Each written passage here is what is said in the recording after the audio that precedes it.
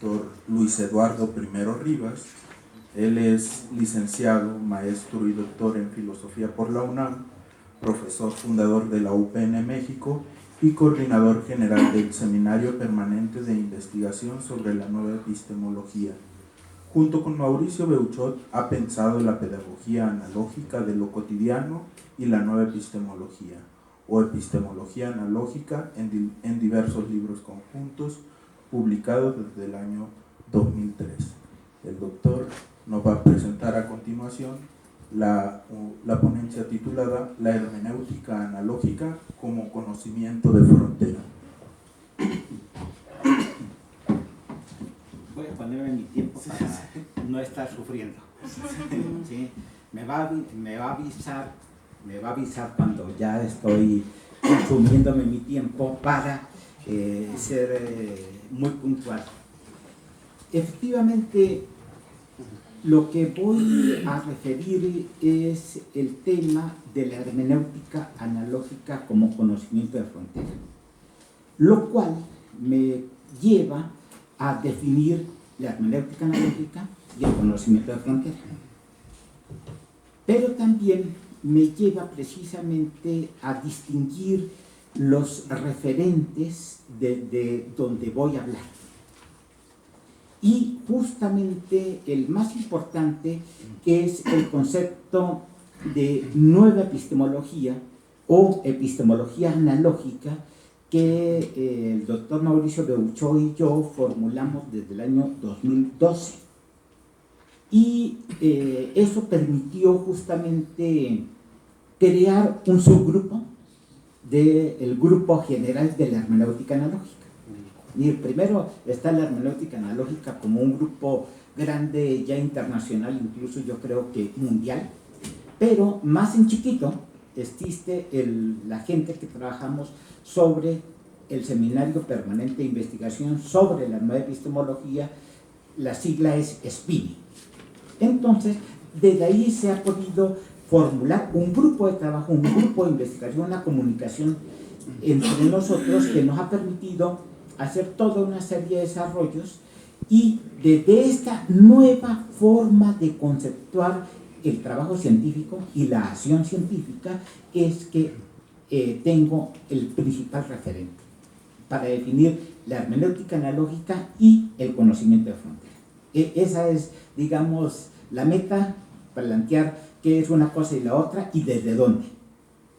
Entonces, desde este modo de concebir, tendríamos que entender que la hermenéutica analógica fue en el año de 1993 el invento de Mauricio Beuchot en el Congreso de Cuernavaca. Y fue una cuestión inventada, obviamente concluyendo un montón de cuestiones que más o menos sabemos, pero finalmente él planteó en ese entonces la tesis de la hermenéutica analógica. El asunto es que inmediatamente comenzó a crecer la propuesta hasta que llega de ser la filosofía que conforma Mauricio Beuchot, se convierte en un movimiento, y es el movimiento de la hermenéutica analógica.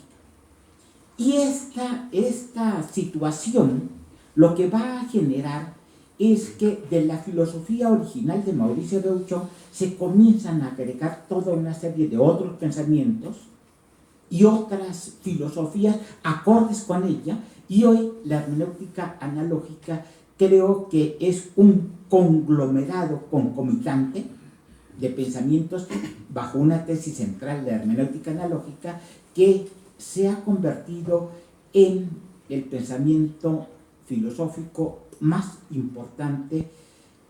Lo quiero decir porque cuando digo esto Mauricio se enoja y se pone al barrio, pero digo que a nivel mundial, que la hermenéutica analógica es la principal filosofía hoy a nivel mundial. ¿Por qué? Precisamente porque es un conocimiento de frontera. Entonces tendríamos que definir lo que es conocimiento de frontera. Y aquí para definir conocimiento de frontera, quiero tomar 3 referencias. La primera de el creador del positivismo, que hoy todavía seguimos hablando muchísimo de positivismo, pero hoy Mauricio justamente decía, hasta positivistas del siglo XIX, es decir, es el positivismo más viejo, pero en el siglo XX también, pero igual. Augusto Comte va a plantear en una frase que me voy a saltar ahora porque la pueden encontrar en el texto específico de la publicación, va a hablar de que desde su filosofía de la historia, que planteaba una serie de desarrollos del conocimiento hasta llegar a lo positivo, ¿sí? Y sería justamente el sentido de la filosofía positiva, entonces el que llegara hasta allá se iba a ubicar en el nivel del siglo, es decir, lo más desarrollado que había en ese momento para la filosofía de la historia que estaba pensando. El asunto es que justamente el conocimiento de frontera se tiene que comenzar a pensar precisamente como el que está al nivel del siglo,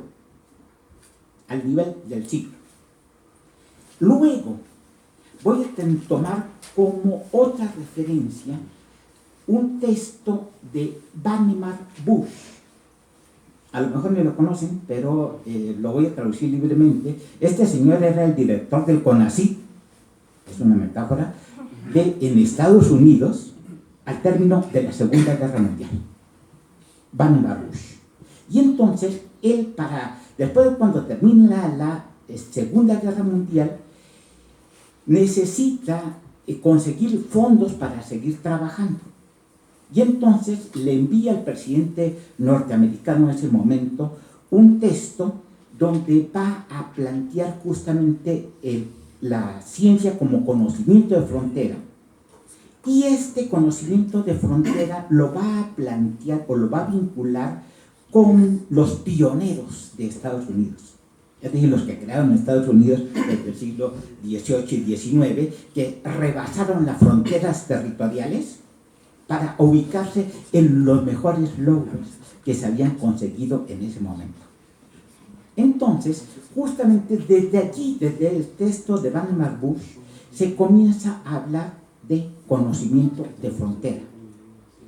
Y el tercer punto tiene que ver justamente con una tesis de un español contemporáneo que es Javier Rey Campos, que dirige como la especie del CONACYT en España, ¿sí? Y él hace un recuento en una de las revistas de ellos de lo que es el conocimiento de frontera hoy en día y hace una serie de consideraciones que también me las voy a saltar porque el que le interesa le podemos entregar el texto para verlo con todo detalle, de tal forma que hace una serie de características de lo que es el conocimiento de frontera hoy, y voy a sintetizar todas estas cosas bajo la tesis que define cómo estoy entendiendo conocimiento de frontera, para después regresar a por qué la hermenéutica analógica es tal cosa. Dice toda la conclusión que estoy sacando que el conocimiento de frontera no es solamente el contemporáneo, y por lo tanto el que tiene toda una serie de desafíos para construir conocimiento, sino que se ha posicionado en su importancia porque ha sido capaz de hacer una síntesis de los conocimientos previos, y desde ahí comienza su creación de nuevos significados, pero también la creación de nuevas metodologías e incluso de nuevas tecnologías para la investigación sobre la realidad. Entonces, esto es exactamente el poder del conocimiento de frontera. Uno que es capaz de sintetizar, pero es capaz, por ser poderoso conceptualmente, de poder dar cuenta de la comprensión de la realidad, que es lo que importa. Pero no solamente eso, sino que genera nuevas metodologías y nuevas tecnologías.